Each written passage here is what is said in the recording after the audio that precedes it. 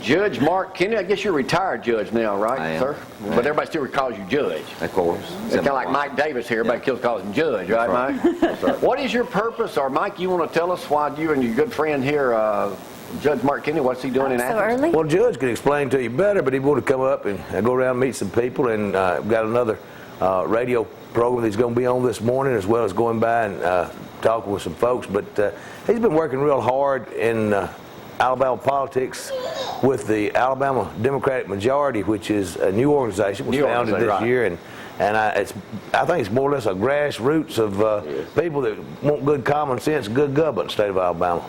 Judge, I was reading on your stuff I found on my iPad that you used to be over the Alabama Democratic Party. I did. And controversy there, no way, they don't have any money, this, and this. Is there anybody going to run as a Democrat in the state of Alabama? Is that what you're out trying to solicit? Absolutely. Or is the Democratic Party practically dead for all practical purposes?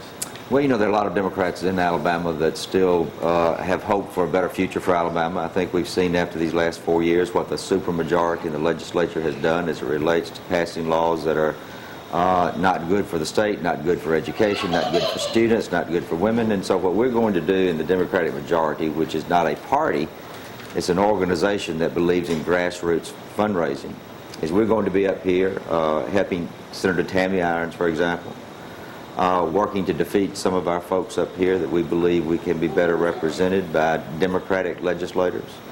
And certainly today we're going to be spending the day with Sheriff Blakely, one of the best Democrats that I know in Alabama. Yeah. And we're going to be hitting the hills and hollers of this part of the state and this county, and having conversations about Alabama and about politics. Why are so many people, and I just saw where the Calhoun County Sheriff, who's a longtime Democrat, switched over to a Republican to run in the next election. Why are so many Democrats switching parties to run as Republicans? Well, you know, sometimes some politicians feel like it's easier to run away from a problem rather than be a problem solver. And we do have individuals who are switching to the Republican Party. And that's certainly their choice. I believe if you're elected as a Democrat, you have an obligation to serve your term out as a Democrat, but others obviously disagree. What is wrong with the Democratic Party that you once were the head of? What's happened to it? Well, I think that in the last 2 election cycles, Democrats from all over the South lost their seats, and most of the southern states now are controlled by supermajorities of the Republicans. I think we probably didn't do a good job in effectively developing a message for voters. People don't understand what the Democratic parties in these states stand for. Working class families feel disenfranchised from the system. But we believe that if you talk about issues that are important to Alabama families, like how are you going to educate your kids? Mm-hmm. Right now you go to Alabama, I'm an Auburn graduate, it's about the same. It's going to cost you about $14,000 a year to send your kids to college. People don't have opportunities to advance for their children because of the high cost of education. Women in Alabama have been assaulted, their rights have been assaulted as it relates to them making their own decisions about their own health. Public education, as you know, the School Accountability Act is really nothing more than a stab at teachers and at students as it relates to school choice. I'm a product of public education. My father was a laborer. I lived in Greenville, Alabama, and had it not been for a public education and for my parents having the ability to send me to college, then there probably would never have been an opportunity for me to be elected. Judge, how much are the people in Alabama misled about the Democratic Party by looking at what President Obama is doing in Washington? That's got to trickle down and affected almost all of them in this last election. All of the bickering. Yeah, how do they get over that? How do you get that message out that this ain't that? Well, you know, President Obama doesn't pave any roads. President Obama doesn't tell this sheriff over here how to run his business. President Obama has no effect on what we do about our own public education system. There are a lot of good things that President Obama and the Congress have done. The affordable health care, the National Health Care Plan, or Obamacare. I read an article today that the average premiums for people that are uninsured that want to be a part of these health exchanges, their average premiums will be $100 or less. That's a remarkable opportunity for people in Alabama to get insurance, especially for those that have pre-existing conditions. The rumor factory and the lie factory is alive with the demagoguery with people that want to make decisions based on hate, anger, and fear rather than on opportunity for their children and their families. But certainly President Obama plays a part in the conversation in Alabama. But we've got to talk about local issues rather than talking about the President of the United States. All right, well, let's just jump forward to next year. Mike's been sheriff over here 32 years now, or will be next year. And I will say right now, the president has never given me a campaign contribution, and I've never given him one, but he's my president. But my point is going to be here, Judge, that there's going to be multitudes lining up to get the Republican nominations, thinking they've got an excellent chance to win, because a lot of people, all they're going to look at is that R on that side there, and notwithstanding the fantastic job that Mike has done serving this community for 32 years. But because he's got a Democrat there, they're seeing Obama, Pelosi, Reid. Right. How do we get beyond that? Well, we've got to do what I do every week, and that's travel around the state, have conversations with working class families, have conversations with politicians, and encourage them to stay true to their beliefs. And it's going to be difficult. I mean, there's a super majority in this state, in the legislature, that are Republicans. While I respect their position, I do not respect their theology of government. I don't respect the things that they stand for. But it's up to people like me to sit down over the coffee tables and across the kitchen tables and talk to working class families and say, what's important to you? Number one, I believe that it's important that you have a job that can offer you opportunities, and when you retire, you can retire in peace, and you'll have enough money to support yourself. But judging on what you just told me, though, you've got a long, as they say on the farm, a long road to hoe. Right. And I used to be a Republican. I'm not anymore because I don't like what they're doing down in Montgomery, and I've told Mike that because I vote for Mike every time. But it's ridiculous, some of the stuff they're pulling off. How do you describe the current Alabama Republican Party? Well, you know, if you ask teachers, what do you think about the Republican Party in Alabama? They're going to probably tell you that they don't like it very much because of the School Accountability Act and what they're doing to opportunities for public education. If you ask women, after the assault that was visited upon women in this last legislative sessions about them having the opportunity to make their own decisions about their own personal health care. If you ask state retirees, as they continue, the legislature tries to raid the retirement funds for the state of Alabama for people that worked hard for the state. If you talk about local government, if you talk about incentives, we spent $1 billion on an incentive package to ThyssenKrupp in Mobile, Alabama. ThyssenKrupp came, they're a big steel manufacturing company. They're now closed. That was $1 billion that we could have invested in your community, my community, paving roads, building bridges, and creating jobs. You go to Birmingham and talk to the medical community about the failure to expand Medicaid, and there's not a doctor in Birmingham that I've met that said it was the worst decision that Governor Bentley's ever made. Number one, even if you don't care about the fact that it's going to help people have access to medical care, it would have been the biggest economic investment in creating thousands of jobs in the history of this state. Really? You take money from the government, you spend $700 million of our money, and you get over $1 billion in return. That's not a bad investment. We had Senator Bedford on last Thursday with us live on the phone talking about international paper closing. That's another couple thousand jobs we're going to lose right there. What do those people do? Well, you know, we've got to have government that doesn't go just for the big corporations like ThyssenKrupp and Airbus. And Airbus is going to be a great thing for Alabama. But what we've got to do is create jobs in communities like this. International Paper was the lifeblood of this community in this part of the state for years and years and years. And now they're closing.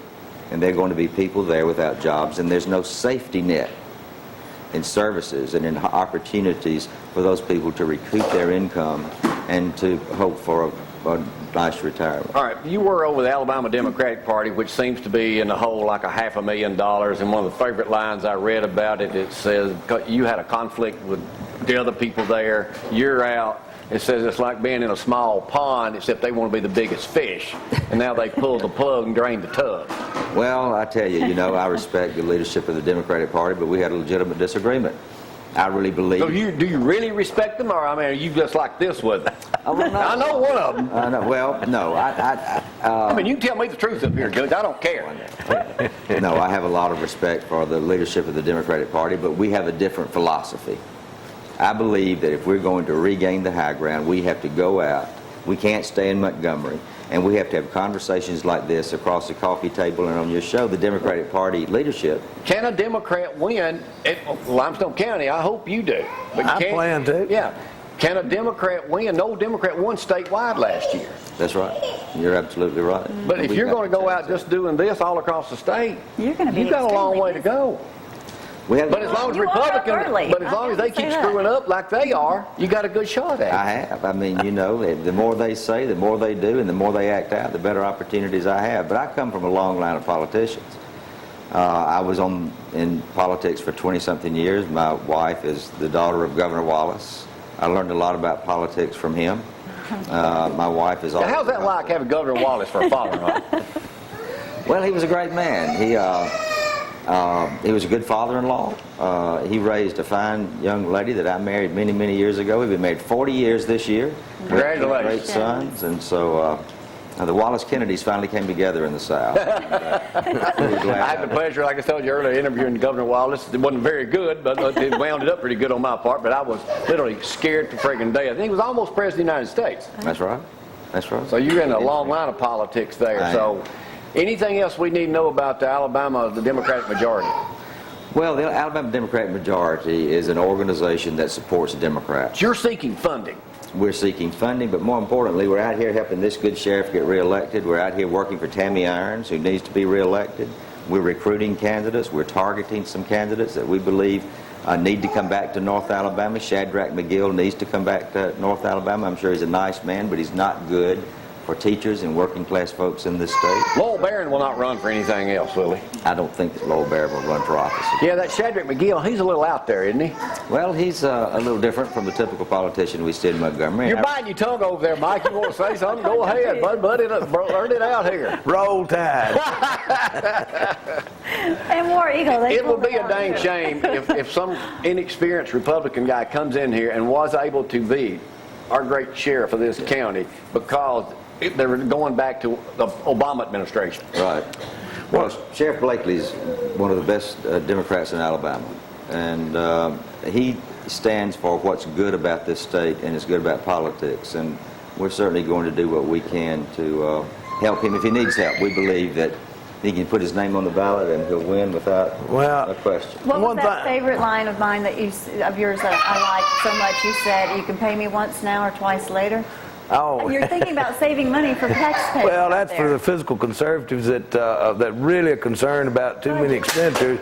If they put somebody in my place, then that means they're going to have to pay two sheriffs because I will be retired as a supernumerary sheriff. So I'll just go ahead and keep doing the job and save money. But one thing that I do want to say, Jamie, is things are probably going to take a little bit of turn from what it has been in the past, mainly because if you've seen those past elections where people were angry, they were lashing out at the president, Nancy Pelosi. As a matter of fact, here in Montgomery, the fact that the Democrats were in power, people were frustrated, people were having a hard time. Were kind of not the best of the times that we've seen in my lifetime. But now you've got the Republicans are in power, and with what they're doing, they're not solving problems. They're making greater problems here in the state of Alabama. So I think you're going to start seeing people that's going to be angry. You got people that's lost their jobs over there in Lawrence County from Champion Paper. What has the state done to try to prevent that from happening, or what are they trying to do to help those folks that's going to be in need of some help? But in my situation, being sheriff is not about partisan politics. It's about serving the people of the county, doing the best job you can, and being a public servant. And that's what our philosophy is all about. It's not about Republican or Democrat and doing the job of sheriff of Limestone County. And I am having a kickoff stew on November the 2nd at the Rodeo Arena. We'll have beef stew, we'll have chicken stew, and for those connoisseurs of goat stew, we'll have plenty of goat stew also. We'll have pony rides for the kids. I've got the Again, when is that? November the 2nd. Jeff Whitlow Band will be playing from 11:30 to 1:30, and I'll make my announcement somewhere between 12:30 and 1. Oh, good. I can make it. It's during the day. Right, it's during the day. We're playing that day. It's free, but we will accept campaign donations that day. So, I mean, we'd love people to come out for that. Judge, thanks for coming up. Anything else we need to know before we wrap this up? Anybody wants to know anything else about our organization, they can go to our website. It's at demmajority.com. That's DEMmajority.com, and learn about how they can become involved in helping us take our state back. And you may get a lot of questions. Yeah, thanks for coming up. That great. explains a lot of it. But Absolutely. again, if you keep doing what you're doing, you'll maybe change a lot of people's minds. Well, we hope so. Thank you, Judge. All right, let me take a break on Tuesday morning edition of Criminal Comedy Live. Y'all hang on. picture.